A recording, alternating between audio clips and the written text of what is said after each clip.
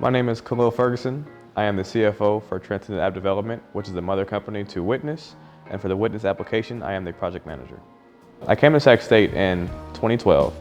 I ended up graduating with a degree in economics and international relations. While there, I immediately got involved with either organizing students or just being engaged in civic justice initiatives. Being the president of multiple organizations on campus, meeting a bunch of people outside of campus and communities such as Oak Park, Del Paso Heights. My studies reflected what I was doing. Then we got into the idea of gentrification and how that affected Oak Park, clearly at North Oak Park down Broadway. And that began to transcend to international studies as I began to study international economics and graduated from the government program. The idea for the app came from my business partner. He introduced the tech aspect and the business aspect of it and thought I would be a great person to work with, being that he introduced the app to me right after we had gone through a very impactful time in Sacramento. I had just been arrested in a peaceful protest by Sac PD and Sac Sheriff, and I think even Highway Patrol was involved.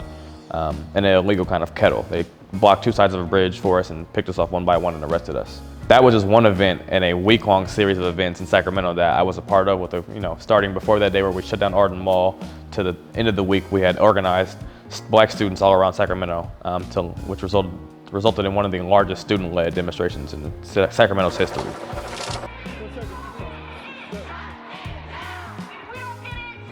We are fighting the same fight as our ancestors before the Civil Rights Movement. Right. It's our turn. Huey Newton said,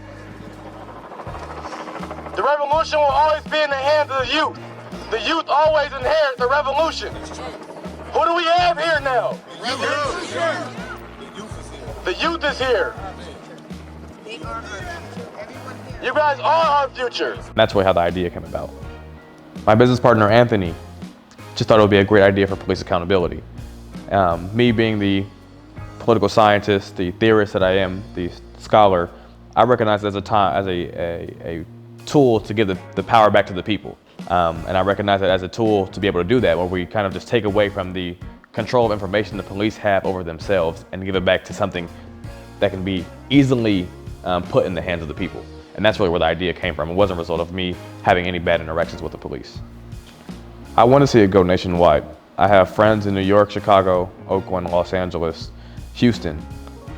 Pretty most parts, any large city where we have a problem with police brutality and it's very widely broadcasted, I have friends there and I want this app to grow. And I really want to see people using this app in a way that says, hey, this officer in my neighborhood has a record of excessive force. Doing what I've done, I've worked with families and talked to families who have gone through their child being killed by the police. And they're like, I can't get access to his conduct record, but I know, and the people know, that he already has a record of excessive force usage. And that's really what I want the app to be, is that tool for the people to be like, hey, we have this here, we can all use this. We want the police officer fired.